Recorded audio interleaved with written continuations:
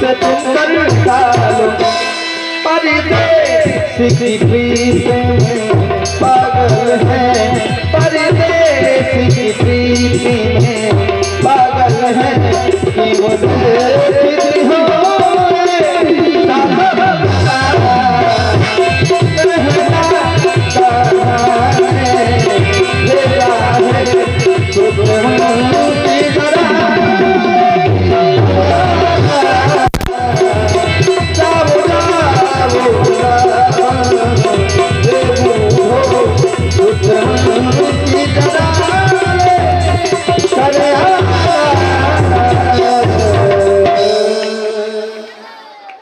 बोल वृंदावन बाकी बिहारी लाल की जय।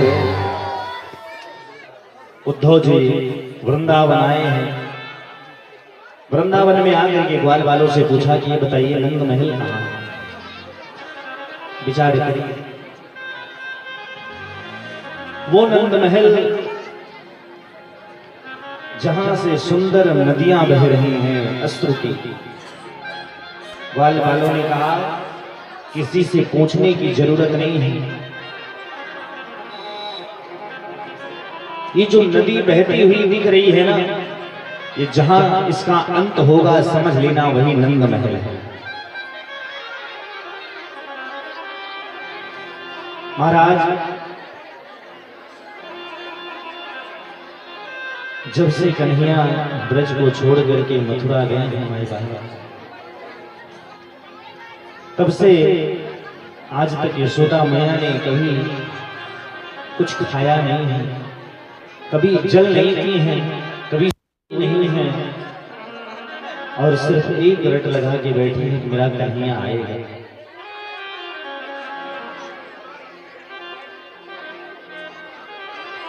लेकिन आज भी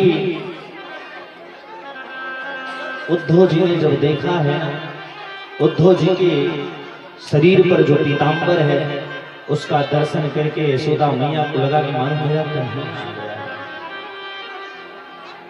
उद्धव जी ने कहा मैया क्यों इतना रो रही है। यशोदा मैया ने कहा मुझे आज भी प्रतीत होता है कि मेरा कन्हैया पालने में झूल रहा है, मेरा कन्हैया मुझसे माफी मांग रहा है, मेरा कन्हैया गौओं को चरा करके वापस आ रहा है। वो मां है महाराज, वो कैसे भूल सकती है अपने लाला के प्रेम को।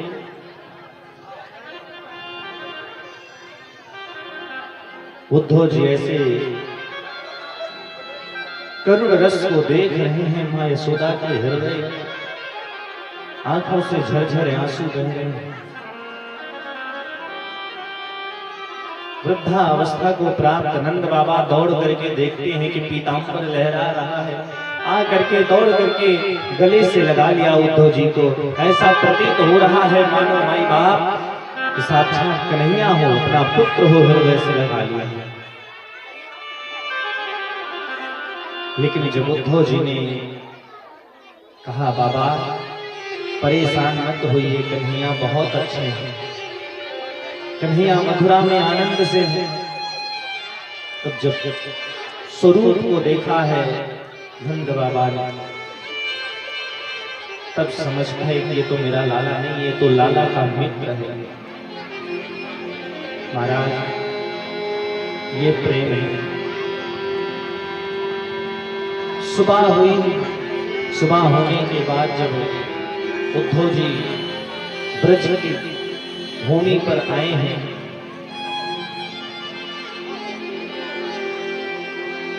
देखते हैं कि केवल राधा रानी ही नहीं अपितु समस्त गोपियां वहां पर विराजमान हैं।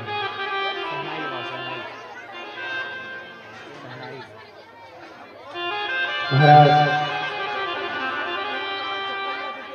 समस्त गोपियां राधा रानी बैठी हुई हैं। एक बात बताओ, जब भगवान जाने लगे थे, राधा रानी से भगवान ने कहा कि ये देवी अगर तुम्हारी इच्छा है तो ये बंसी अपने पास में रख दो। क्यों? जब मेरी याद आएगी तो इस बंसी को बजाओगे, मैं चला आऊंगा।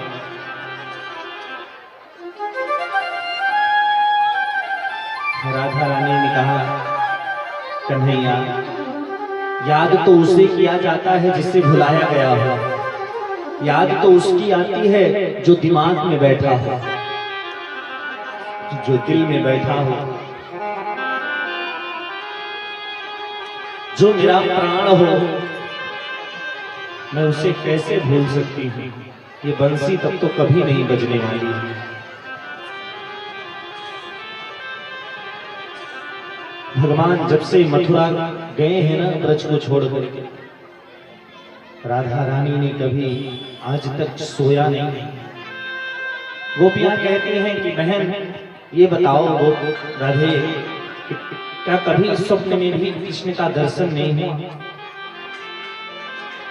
राधा रानी कहती हैं कि स्वप्न में कभी मैं सोई ही नहीं, तो स्वप्न कैसे आया? स्वप्न तो सोने के बाद ही आता है। ये सारी दुर्घटना जो घटनाएं हुई हैं, सारी घटनाओं को एक पेड़ की आड़ से उद्धव जी सुन रहे हैं। जो उद्धव जी 2 घंटे के लिए आए थे, आज 7 माह व्यतीत हो रहे हैं। विचार करिए, उद्धव जी 7 माह हो गए, गोपियों के प्रेम का ऐसा रंग चढ़ा है माई बाप, ऐसा रंग चढ़ा है गोपियों के प्रेम का कि 7 माह व्यतीत गए, उद्धव जी को पता नहीं चला।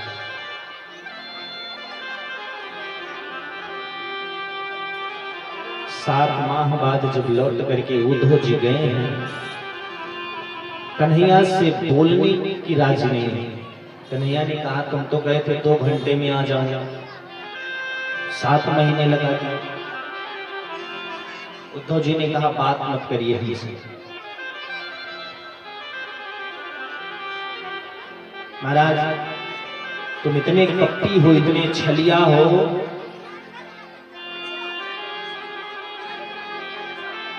तुम ब्रजवासियों से वादा कर करके आए हो कि मैं परसों आ जाऊंगा, और वर्षों बीत गए। उन ब्रजवासियों की हाल समझ रहे हो क्या?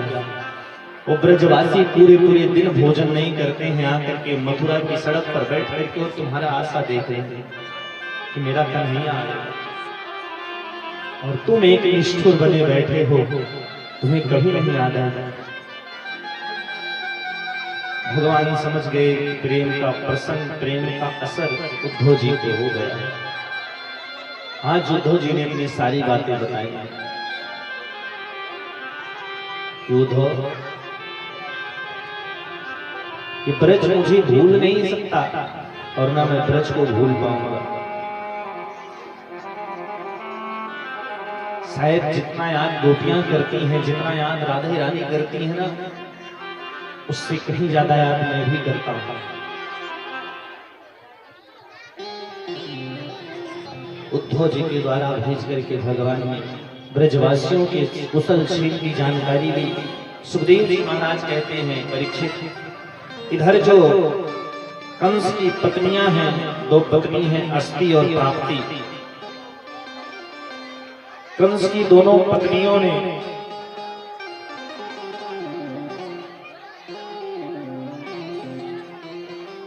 जाकर के जरासंध से संधि कर ली, और जरासंध से संधि करने के बाद जरासंध ने 17 बार युद्ध किया भगवान से। कितनी बार? 23 अक्षौणी सेना लेकर के 17 बार भगवान से युद्ध किया। भगवान ने हर बार उसकी पूरी सेना को समाप्त करके और उसको युद्ध में पराजय दी। 18वीं बार 1100 ब्राह्मणों को बैठा करके पूजन पर आया कि अगर जीत करके आएंगे तो ब्राह्मणों तुम्हें इतनी दक्षिणा देंगे, इतनी दक्षिणा दे देंगे कि पूरे जीवन कहीं पूजा पाठ कर्म करवाने की जरूरत नहीं पड़ेगी। हाँ, लेकिन अगर कहीं गलती से हार करके चले आए तो जिंदा नहीं छोड़ेंगे, सूली पे चढ़ा देंगे महाराज। अब जितने ब्राह्मण सब भगवान से प्रार्थना कर रहे हैं, प्रभु अब तो लाज आपके हाथ में, अब आप ही संभालिए, आप ही कृपा करिए कि जीवन है तेरे हवाले, मुरलिया हवाले, तेरे हवाले, मुरलिया हवाले। जीवन है तेरे हवाले, जीवन है तेरे हवाले, मुरलिया हवाले। ये हो मुरलिया वाले, ये हो बसरिया वाले, ये हो मुरलिया वाले, ये हो बसरिया वाले। जीवन है तेरे हवाले, मुरलिया वाले, जीवन है तेरे हवाले, मुरलिया वाले।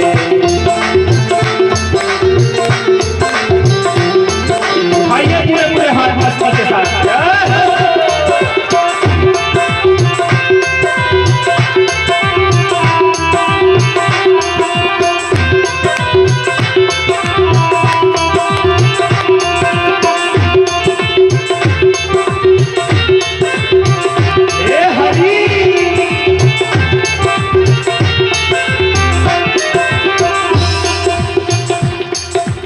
हम कठपुतली तेरे हाथ की, हम कठपुतली तेरे हाथ की, हम कठपुतली तेरे हाथ की, हम कठपुतली तेरे हाथ की, हम कठपुतली तेरे हाथ की, हम कठपुतली तेरे हाथ की।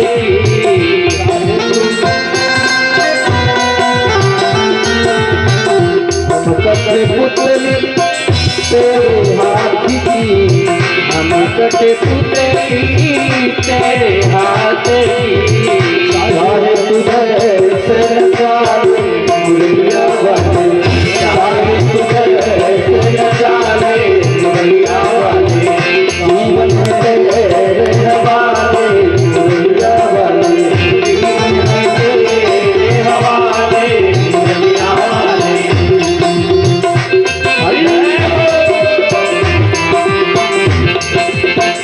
उठाइए पूरे पूरे हाथ मस्ती के साथ, मीठी मीठी ताली।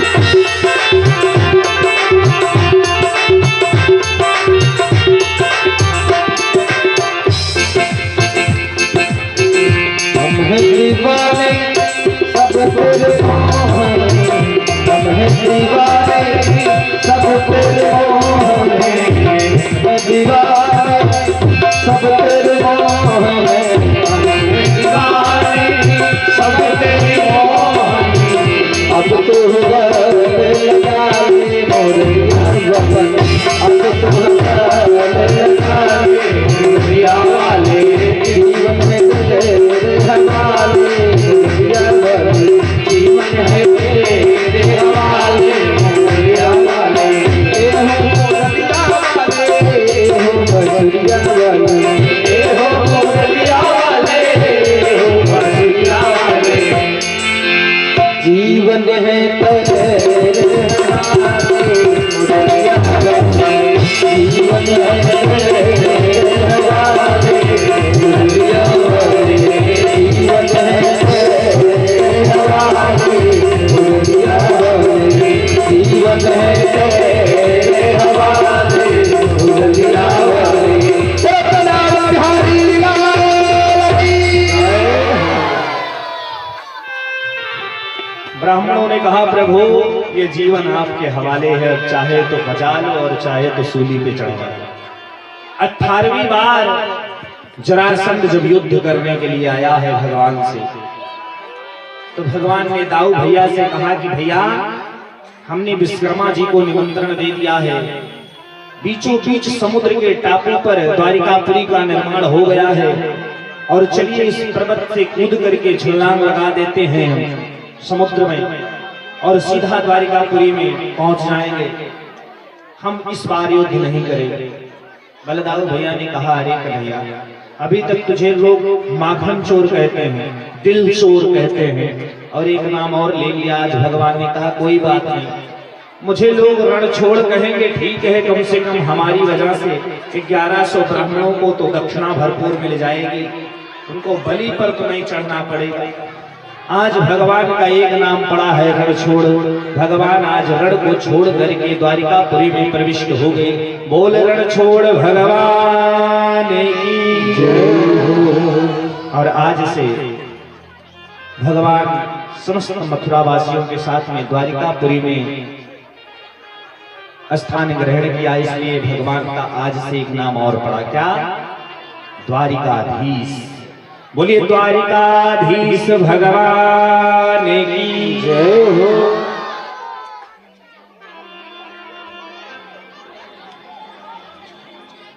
महाराज द्वारिकापुरी में विराजमान होने के बाद में दाऊ भैया का विवाह हो चुका है, लेकिन कन्हैया का विवाह अभी नहीं हुआ। तो कन्हैया के विवाह के लिए ही हम लोग इकट्ठा हुए हैं ना आज। त्रेता में मिथिला में प्रभु राम जी आकर के और विवाह करके मां जनक नंदिनी को लेकर के गए थे, और आज भिट्ठा चौक पे भगवान की अमृतमयी कथा के द्वारा भगवान द्वारिकाधीश का विवाह महोत्सव हम आनंद से मनाएंगे। सुखदेव जी महाराज कहते हैं परीक्षित भगवान का विवाह कैसे हुआ, ध्यान से सुनिए। आज एक विवाह का उत्सव हम लोग मनाएंगे, और कल जो 16,107 विवाह और हुए हैं उसका आनंद कल लेते हुए और कथा विश्राम को करेंगे। आज केवल रुक्मिणी मैया के विवाह महोत्सव की चर्चा है। रुक्मिणी मैया कौन है, उनके पिता कौन है, कहाँ रहती हैं, बड़े ध्यान से सुनिएगा। राजा सीत भीष्म को नाम विदर्भाधिपत्र महान, तस्य पंचा भवन पुत्रा कन्यैका चवरानन। राजा सीध भीष्म को नाम, कहां के? विदर्भ देश के एक राजा हैं जिनका नाम है भीष्म मैया। भीष्म राजा के 5 पुत्र हैं, रुक्मी, रुक्मरथ, रुक्मबाहु, रुक्मकेशी और रुक्ममाली। इन 5 भाइयों की एक लाडली बहन है, कौन? रुक्मिणी। तो आज रुक्मिणी मैया का विवाह महोत्सव का आनंद हम आप सब लेंगे, लेकिन कैसे विवाह महोत्सव होगा भगवान का, आइए दर्शन करते हैं हम सब। एक दिन भीष्म जी की दृष्टि में हुआ कि बिटिया बड़ी हो रही है, बड़ी हो गई है, विवाह कर देना चाहिए। तो घर का जो बड़ा बेटा होता है, पिता के बाद उसी का स्थान होता है।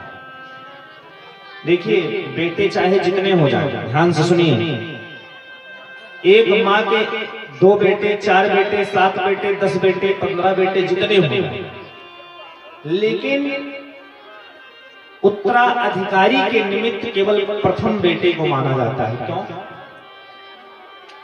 क्यों? पूछिए क्यों? क्यों? क्योंकि जो पहला बेटा, पहला पुत्र जो पैदा होता है, वो केवल उत्तराधिकारी की कामना से ही होता है कि मेरे बाद इस संपत्ति को संभालने के लिए प्रभु कोई एक बेटा दे देते तो अच्छा होता। और तो भगवान की कृपा है कि 2, 4, 6, 10 हो जाए, बात अलग है, लेकिन पहला बेटा जो बड़ा बेटा होता है, वही जो है पुत्र कामना से उत्पन्न होता है। तो भीष्म जी कहते हैं कि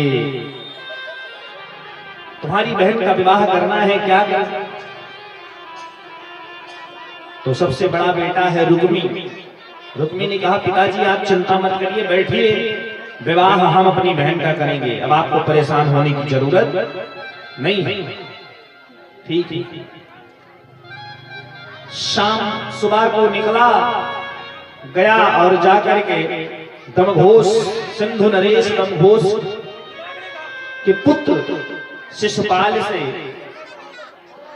अपनी बहन का विवाह तय करके आ गया। महाराज शाम को लौट करके घर आया तो कहता है कि पिताजी परसों बारात आ रही है, विवाह की तैयारी करिए, परसों बारात आ रही है। महाराज भीष्म जी कह रहे हैं, अभी पर आज बारात तय करने गए और परसों बारात आ रही, इतनी जल्दी व्यवस्था कैसे? विवाह की व्यवस्था में समय लगता है। यहाँ की भी व्यवस्था विवाह तक के पहुंचने के लिए 6 दिन पहले हम लोगों ने सूचना दी कि 15 तारीख को हम लोग विवाह महोत्सव मनाएंगे। 6 दिन में जाकर के तैयारी कर पाए हैं, तब विवाह उत्सव तक आए हैं। सुखदेव जी महाराज कहते हैं, परीक्षित, भगवान का विवाह महोत्सव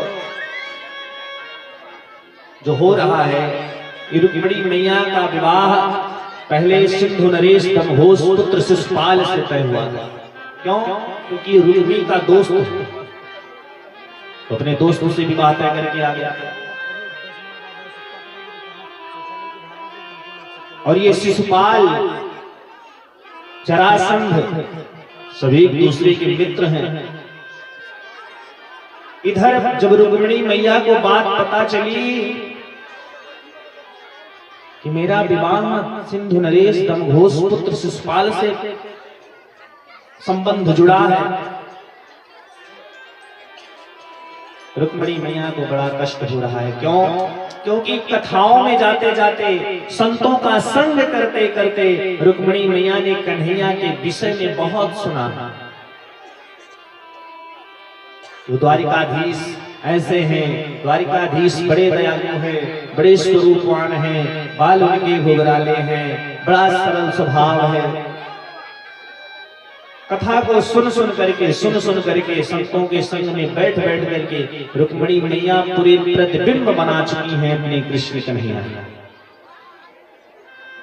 दौड़ करके भाभी जी के पास में आई। अच्छा, ननदों का काम भाभी जी सरल कर देती हैं। जो भाभियां होती हैं वो ननद जी लोगों का काम बड़ा सरल कर देती हैं, और ननद को आगे बढ़ाने में भी इन्हीं का सबसे ज्यादा हाथ होता है। ये जानते हुए भी नहीं बताती हैं भैया लोगों से कि नहीं ऐसी बात।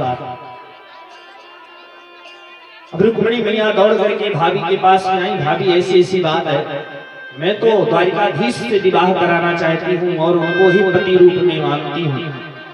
पति रूप में मैंने संकल्प लिया है कि प्रभु ही मुझे प्राप्त हो, द्वारिकाधीश।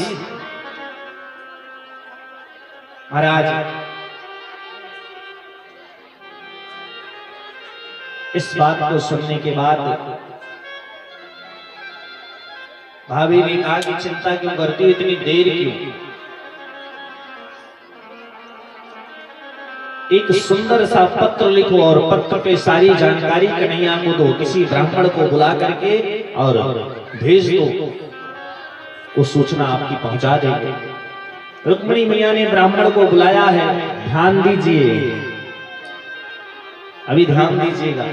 रुक्मिणी मैया ने ब्राह्मण को बुलाया, पत्र दिया और पत्र देने के बाद कहा है कि प्रभु आप ही हैं जो हमारे कार्य को सफल कर सकते हैं, जाकर के इस पत्र को द्वारिकाधीश को दे दीजिए। आज के समय में पंडित जी कहीं थोड़ा विलंब कर दिए तो यजमान लोग इतना महाराज सुनाने लगते हैं, ऐसा लगता है कि मानो पंडित जी नहीं नौकर बुलाए हैं। लेकिन रुक्मिणी मैया हाथ जोड़ करके निवेदन कर रही हैं। पंडित जी ने पत्र लिया और पत्र लेकर के पहुंच गए द्वारिकाधीश के दरबार में। कन्हैया ने बहुत भव्य रूप से ब्राह्मण देवता का स्वागत किया है और स्वागत करने के बाद में भगवान ने पंडित जी से पूछा कि क्या बात है, बताइए पंडित जी किस कारण से आना हुआ।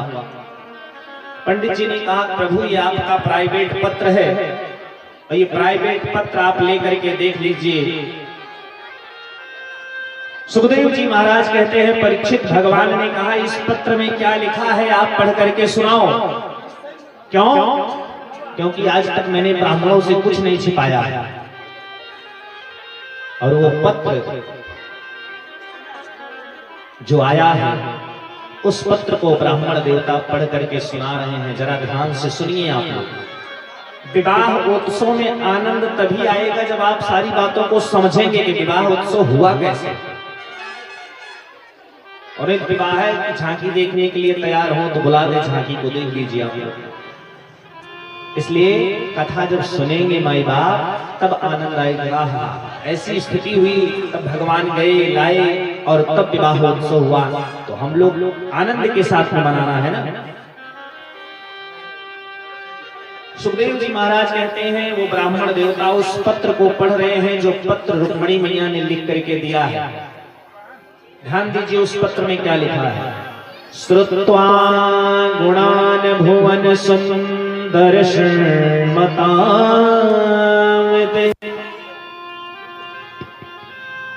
निर्वेश कर्ण विवरैर हरतोंग तापम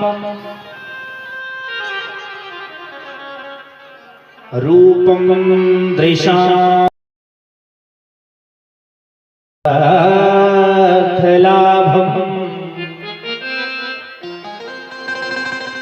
त्वयच्युता विशत चेत्रम पत्रपम में। रुक्मिणी मैया ने दो शब्दों का प्रयोग किया है, हे अच्युत, हे भवन सुंदर। ओ जी लो जी सुनो जी ये वाला काम नहीं था। आज के समय में तो माताएं कहती है जी सुन रहे हो, ए जी का मतलब समझती हैं गधा। ए जी का मतलब गधा, वही गधा। तो पतियों को गधा बना करके कहते हैं। अब इंग्लिश में बोल देते हैं तो पति लोग सोचते हैं हमको बुला रही है जी, सुनिए नहीं, तो कहते हैं अब ऐसे कहेंगे गधा सुनिए नहीं तो बुरा लगेगा, तो इंग्लिश में बोलती क्या है, ए जी यानी गधा सुनिए ना।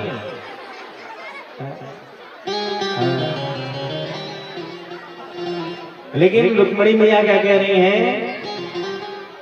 हे अच्युत, हे त्रिभुवन सुंदर, मैंने आपको देखा नहीं है। ध्यान दीजिए आज के समय में देख करके प्यार होता है और देख करके 2 बार 3 बार 4 बार देखेंगे, वो विवाह के पहले 10 बार मिलेंगे, उसके बाद भी महाराज 3 महीना में तलाक हो जाता है। तो मैं गलत कह रहा हूं तो बताइएगा। और रुक्मिणी मैया ने संकल्प तो कर लिया लेकिन देखा नहीं है कभी, सिर्फ सुना है संतों के द्वारा। कथाओं में देखा नहीं। उस पत्र में लिखती हैं कि प्रभु हे त्रिभुवन सुंदर, हे अच्युत, मैंने कभी आपका दर्शन नहीं किया, मैंने कभी आपको देखी नहीं, लेकिन आपसे इतना प्रेम है कि मैं आपको पति रूप में वर्ण कर चुकी हूं और ये शरीर अब आपके लिए है। ये सिंह का भाग कोई सियार न लेकर के जाए, हे प्रभु कृपा करिएगा, मैं आपके भरोसे बैठी हूं, मेरा कोई नहीं है। मेरे भैया ने दमघोष नरेश शिशुपाल से मेरा विवाह तय कर दिया है, परसों बारात आ रही है। लेकिन एक बात बताऊं, नीचे प्रश्न भी कर रही हैं कि अब आप सोच रहे होंगे कि आपसे मिलेंगे कैसे, तो मैं बताती हूं कि आप कैसे मिलोगे। स्वयं प्रश्न करके स्वयं उसका जवाब दे रही हैं कि प्रभु हमारे यहाँ गौरी पूजन के लिए बिटिया जाती है सबसे पहले विवाह के, तो मैं गौरी पूजन के लिए आऊंगी और वहां आप आइएगा, मंदिर के पीछे वाले गेट पर बैठे रहिएगा, मैं पूजन करने के लिए आऊंगी। बहुत सैनिक लगे होंगे, बहुत सी गोपियां होंगी, साथ में सखियां होंगी, लेकिन प्रभु आप पीछे के द्वार से आइएगा और मैं पीछे का द्वार खोल करके आपके साथ में चल चलूंगा।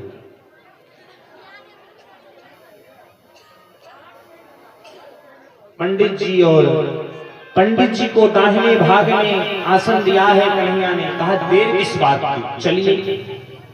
तुरंत रथ निकाला है भगवान ने, स्वयं सारथी बने हैं और पंडित जी को दाहिने हाथ भाग में स्थान दिया है। विचार करिए, बहुत विचार करने का समय है। हमारे भगवान आज ब्राह्मण को दाहिने भाग में स्थान दे रहे हैं, रथ पे बैठा करके विवाह के लिए जा रहे हैं, तो पंडित जी को रथ में दाहिने भाग में बैठाया है। आज के समय में विवाह होता है तो 50 गाड़ियां होती हैं महाराज, सब लग्जरी गाड़ियां होती हैं, बड़े बड़े रिश्तेदार आएंगे, मित्र आएंगे, बड़े बड़े सब लोगों के लिए गाड़ियां व्यवस्थित की जाती हैं। जो पूरी रात बैठ करके आपके पुत्र आपकी पुत्री के लिए मांगलिक श्लोकों का पाठ करके, वैदिक मंत्रों का पाठ करके मंगल की कामना करता है, उस ब्राह्मण को जब बैठाने की बारी होती है तो कहते हैं पंडित जी डीजे वाली गाड़ी में आ जाइएगा। अरे चुल्लू भर पानी में डूब मरना चाहिए माई बाप कि जो ब्राह्मण बैठ करके मांगलिक श्लोकों का पाठ करा करके हमारे मंगल जीवन की कामना कर रहा है, उस ब्राह्मण को हम डीजे वाली गाड़ी में बैठने के लिए कह रहे हैं। 50,000 का साउंड सिस्टम लगवा देंगे, 2-2 लाख 5-5 लाख 10-10 लाख रुपए खर्च करके वैश्याओं को ला करके नृत्य कराएंगे, जो अर्धनग्न कपड़े पहन करके हमारी बहन बेटियों को लज्जित करती हैं, उनको 10 लाख देने में उनको एक बार नहीं सोचेंगे। लेकिन कोई ब्राह्मण विवाह करा करके अगर 11,000 रुपए दक्षिणा मांग लिया तो उनकी हालत खराब हो जाती है, पूरे घर वाले इकट्ठा हो जाते हैं और कहते हैं हम सनातनी हैं, हम सनातन धर्म को मानने वाले हैं, हम सनातन का रक्षक है। कैसे रक्षक हो माई बाप? जिस विवाह में इतना बड़ा यज्ञ हो रहा है, देवी देवताओं का आवाहन हो रहा है, उस विवाह में पता नहीं कितने जीवों की बलि हो गई है, आप कहते हो हम सनातनी हैं। आप सनातनी अपने आप को कह रहे हैं। महाराज ध्यान दीजिएगा, आप 10 गाड़ी ले जाने के बदले 5 गाड़ी लेकर के जाओ, 100 बाराती ले जाने के बदले 50 लेकर के जाओ, लेकिन जो ब्राह्मण आपके विवाह उत्सव में मांगलिक कार्य कराने के लिए जा रहा है, वो ब्राह्मण कभी कष्ट से वापस लौट करके ना हो। ब्राह्मण को ले जाते हैं महाराज तो ऐसा लगता है सबसे कम दक्षिणा में जाने वाला ब्राह्मण, और ब्राह्मण को लेकर के जाएंगे। हकीकत बता रहे हैं आपको, बुरा चाहे लग रहा होगा आपको, ये हकीकत है। विवाह कराने के लिए ले जाएंगे, बारात जनवासे में पहुंचेगी, पानी पत्ता सब लोग पिएंगे, लेकिन कोई आकर के पंडित जी से नहीं कहेगा एक बार कि पंडित जी पानी पिएंगे।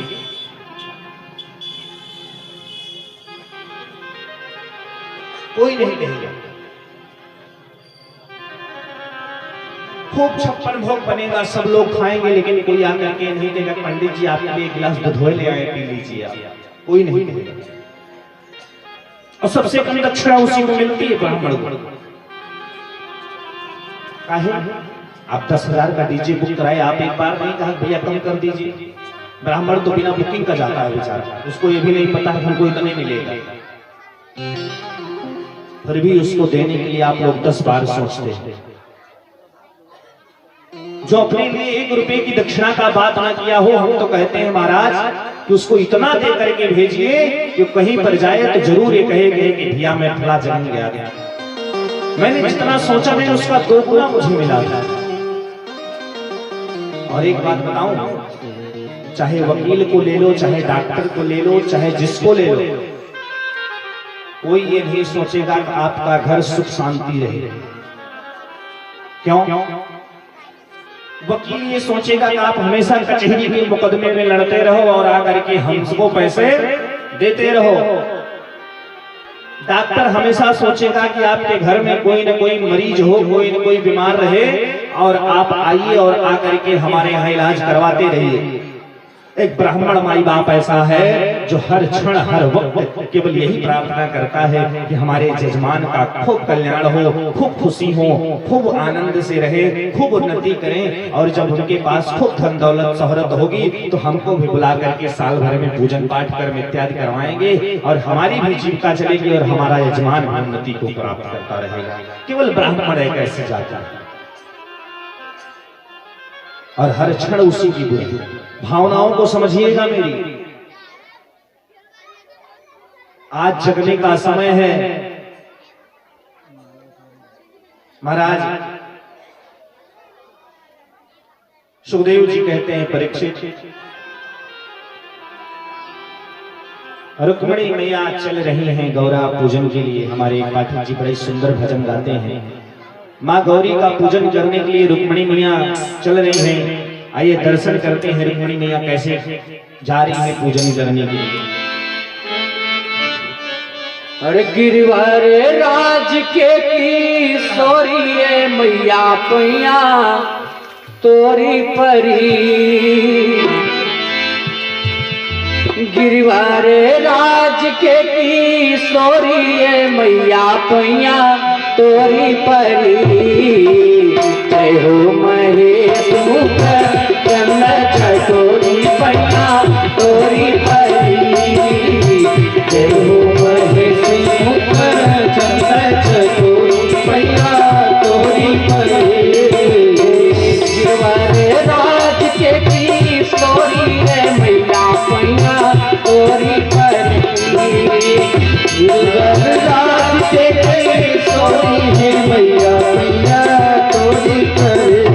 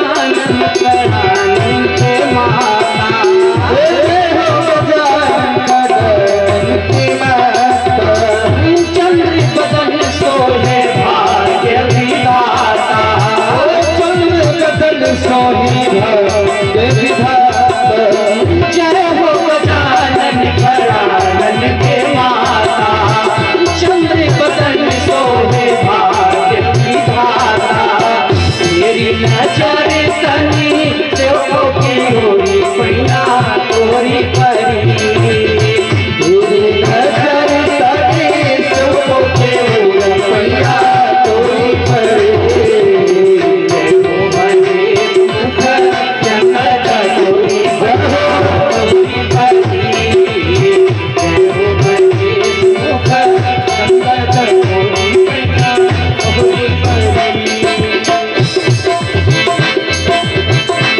भाइयों तो आप मीठी मीठी ताली की सेवा करते हुए जय हो।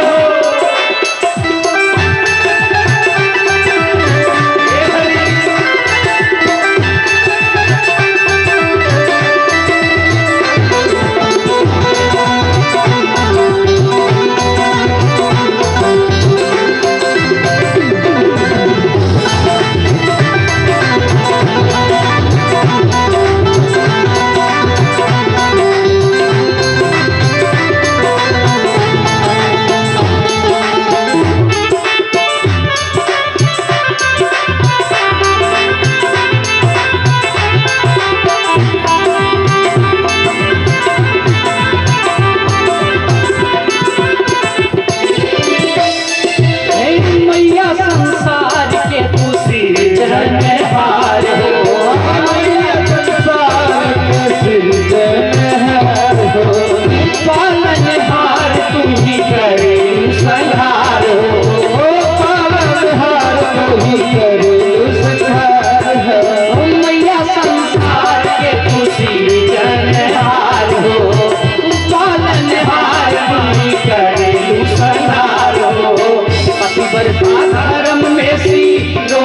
मैया तोरी परी मैया मैया तोरी परी महेश मुख मैया तोरी परी महेश मुख मैया तोरी परी महेश मुख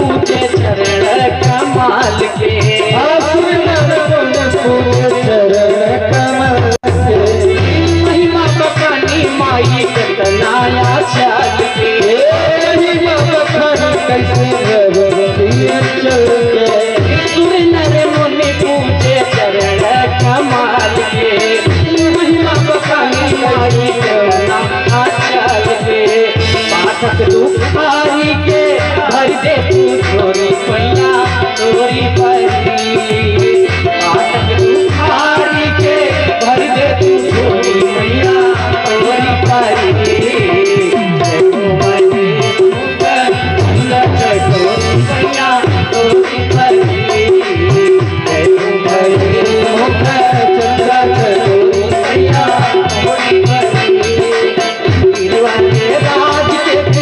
तोरी मैया मैया तोरी परी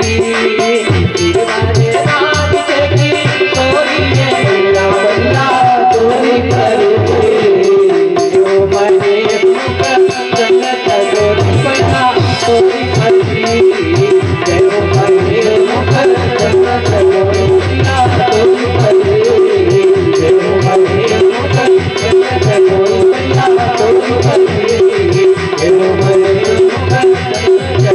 मैया तोरी परी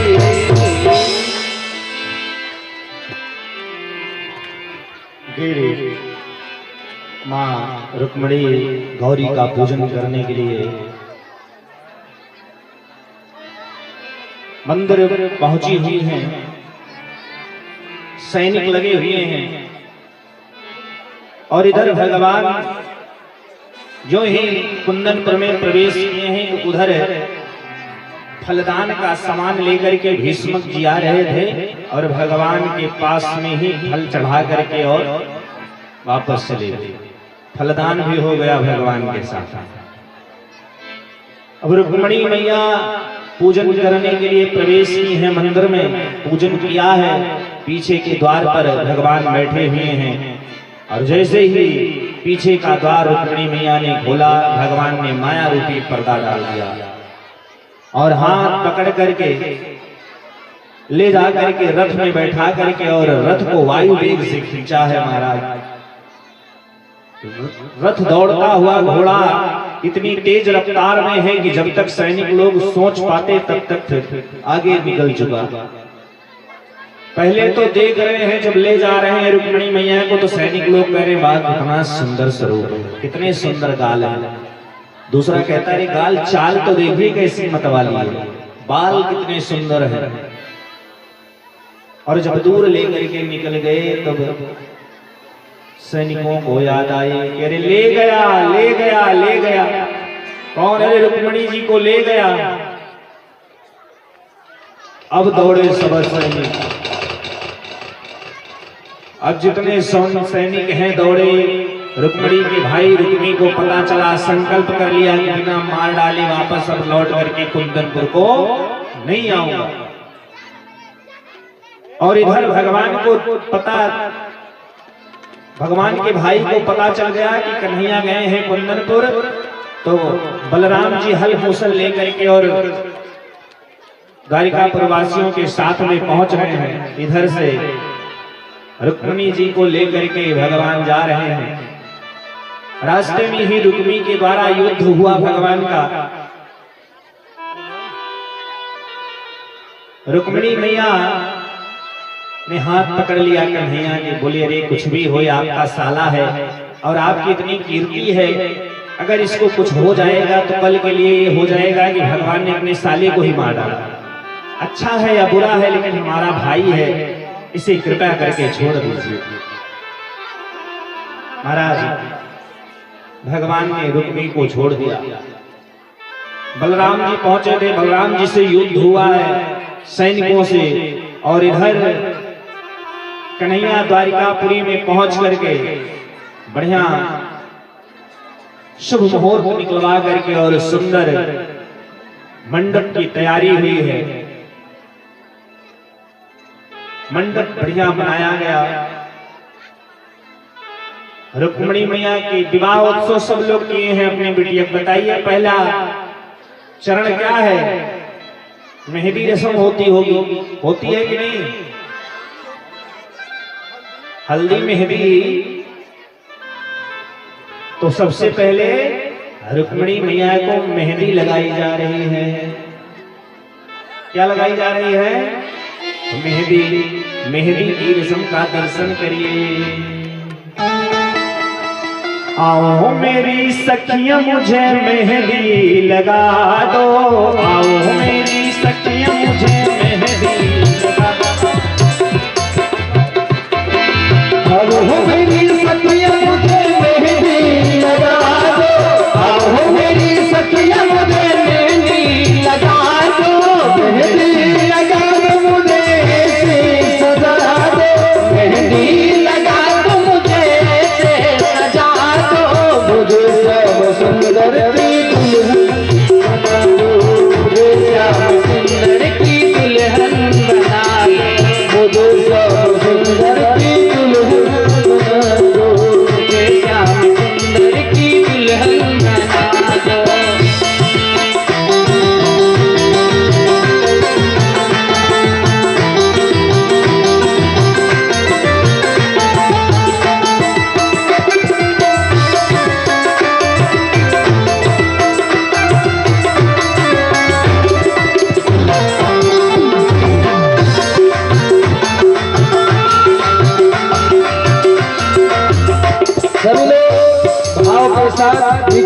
ताली बजाते हुए स्वागत करेंगे सभी लोग। सुखरी माताएं बहनें यहाँ पर बैठी हैं। अब हो खड़ी सखियां मुझे मेहंदी लगा दो, आओ मेरी सखियों मुझे मेहंदी लगा दो, मेहंदी लगा दो मुझे ऐसी सजा दो, मेहंदी लगा दो मुझे ऐसे सजा दो, मुझे श्याम सुंदर की दुल्हन बना दो, मुझे श्याम सुंदर की दुल्हन बना दो।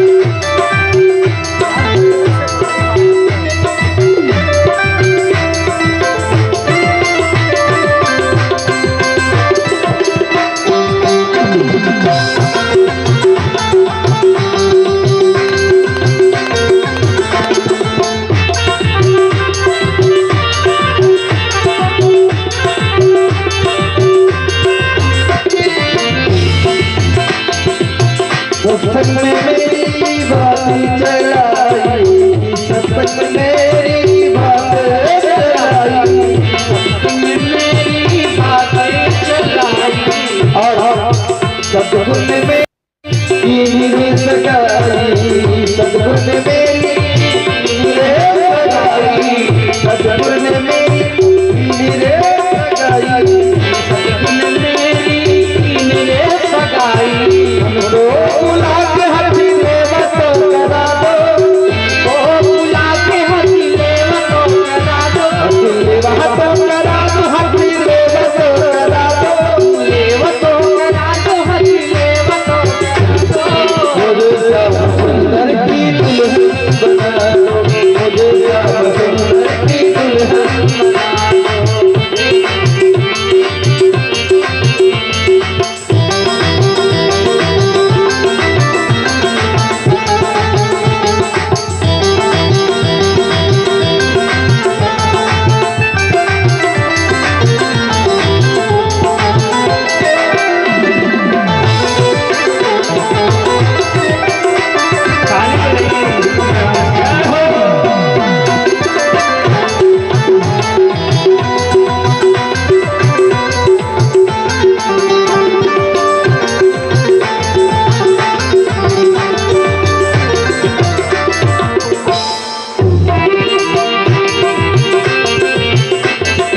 ऐसे पहन चूड़ी जो कबहू न टूटे, चूड़ी जो कबहू न टूटे, ऐसे बन दूल्हा जो कबहू न छूटे, हमारे दूल्हा जो कबहू न छूटे, ऐसे बन दूल्हा जो कबहू न छूटे, ऐसे बन दूल्हा जो कबहू न छूटे, अपने सुहागी की बिटिया लगा दो, अपने सुहागन की बिंदिया लगा दो, दिया लगा दो, दिया लगा दो, दिया लगा दो, हम दिया लगा दो, मुझे श्याम सुंदर की दुल्हन बना दो, मुझे श्याम घर की दुल्हन बना दो।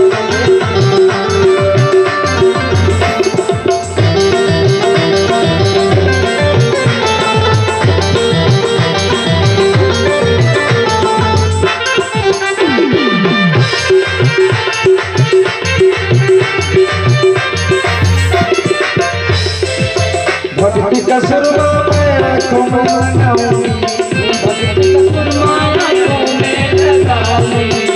का सुरमा मैं आँखों में लगाऊंगी, मैं आँखों में लगाऊंगी, दुनिया से नाता तो उनकी हो जाऊंगी, दुनिया से नाता तोड़ उनकी हो जाऊंगी, दुनिया से नाता तोड़े उनकी हो जाऊंगी, दुनिया से नाता तोड़ उनकी हो जाऊंगी। सदगुरु को बुला के मेरा फेरा तो करा दो, तो बुला के मेरा फेरा तो करा दो, मेरा तो करा दो, मेरा फेरा तो करा दो, फेरा तो करा दो, मेरा फेरा तो करा दो, मुझे श्याम सुंदर की दुल्हन बना दो, मुझे श्याम की दुल्हन बना दो।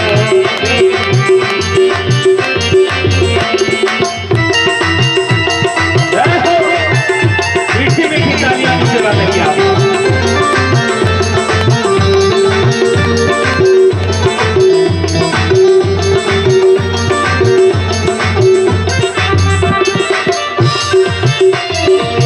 और अपने लोगों कहना है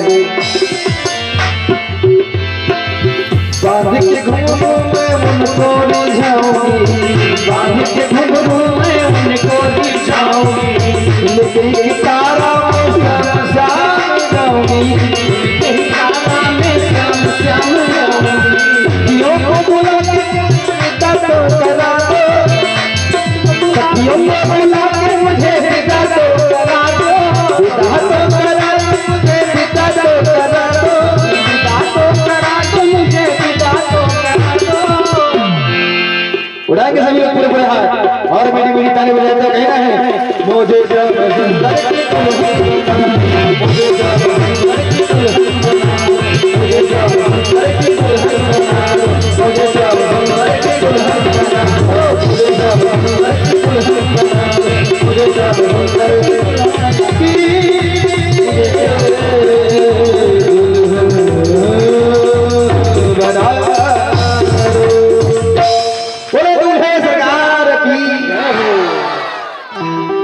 माँ रुक्मिणी के हाथों में सखियां मेहंदी लगा रही हैं। अभी रुक्मिणी मैया के सुंदर से श्रृंगार हो रहे हैं। भगवान का विवाह उत्सव है। अच्छा, एक चीज मैंने देखा कि शायद बेटे का विवाह लोग करेंगे तो जिनके दांत, कलाचार्य जी कह रहे थे ना, जिनके दांत नहीं होंगे वो भी ठुमका लगाएंगे। और ताली बजाने की सेवा अगर कह दी जाए तो ऐसा लगता है कि जैसे करंट मार दिया हो दोनों हाथों में। अब जाम हो गया, हिलेगा नहीं। बोलो राधे राधे, बोले द्वारिकाधीश भगवान की जय। लगना चाहिए एक श्रोता बैठे हैं, श्रोता है इतने, आवाज निकलती है इतनी सी। महाराज मेहंदी की रस्म पूर्ण हुई। अब मेहंदी के बाद बारात निकलती है। विवाह महोत्सव का कार्यक्रम प्रारंभ हो रहा है। विवाह की तैयारी सुंदर रूप से हुई है। आप लोगों के मध्य में भी भगवान द्वारिकाधीश और रुक्मिणी मैया विराजमान है।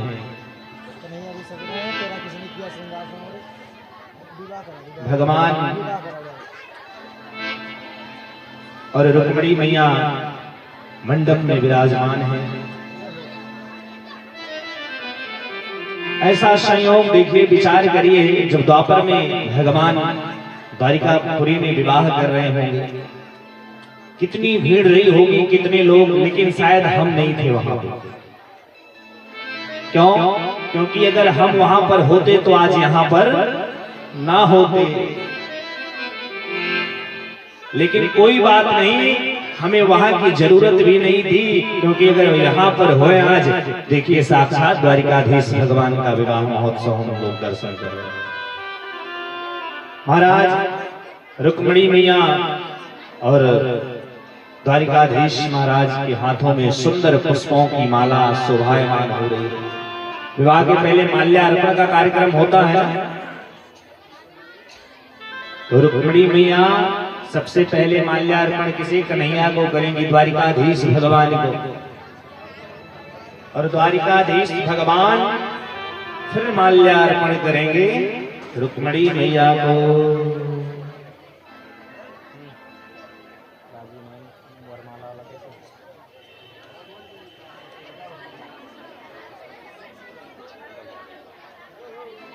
चलिए ओम भद्रं कर्णेभिः शृणुयामदेवा भद्रं श्रीमाचविचित्राय श्रीरङ्गेष्टवान् वंशस्तनोर्वसे महीदेवेदं जरायुष्मन्नसर्वोन्नतीवाजत्राणशिखराजरसन्धनः पुत्रासुजितमित्रोहोतिमानं मध्यावेदिकतायुर्गन्तो हो। सर्वप्रथम रुक्मिणी मैया बड़े भाव के साथ में, हमारी द्वारिकाधीश थोड़ा चंचल है और चंचलता कहीं जाएगी थोड़ी ना। तो रुक्मिणी मैया कन्हैया के माल्यार्पण कर रही हैं।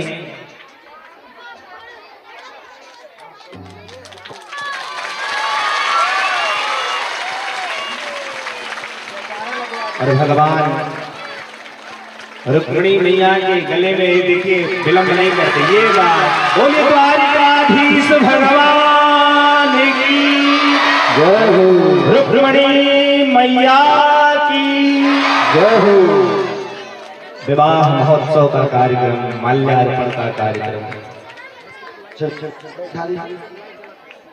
बोले द्वारिकाधीश भगवान की, आज के आनंद की, श्री कृष्ण विवाह उत्सव की।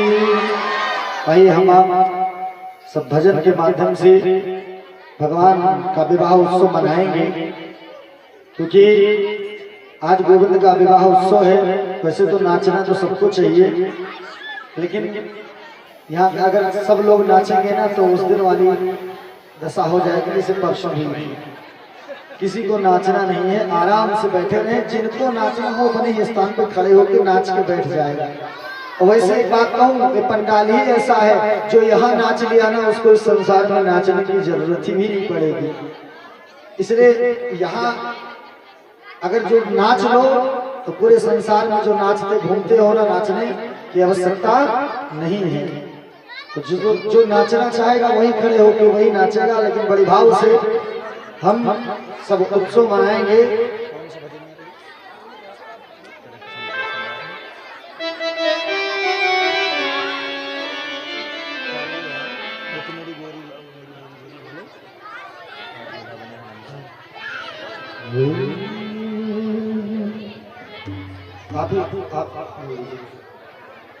आप करा दीजिए और सुनिए, भजन के माध्यम से उत्सव मनाया जाएगा। उधर माता जी जो मुख्य यजमान है भगवान कृष्ण और मैया रुक्मिणी का पांव पूजन का कार्य करेंगे। उसके बाद जो भी पांव पूजन कार्य में समर्पित होना चाहता है, पूजा करना चाहता है, वो भी आकर के सामने बैठ करके पूजन कर लेंगे। और जिनको पूजन ना करना चाहता हो, श्रद्धा सुमन ही पांव पूजन के हेतु अर्पण करना चाहता हो, दक्षिणा हुआ, फूल हुआ, कुछ भी हुआ, वो आकर के वहीं सामने अर्पण कर देंगे। लेकिन एक एक लोग इस खंभे के जो लगा हुआ है ना, इसके इस पार के जितने लोग हैं सब धीरे धीरे आएंगे। उसके बाद इस पार के लोग आएंगे, जैसे जिसकी जो इच्छा होगी। जय श्री राम। पूज्य माता श्री हमारे मिश्रा जी।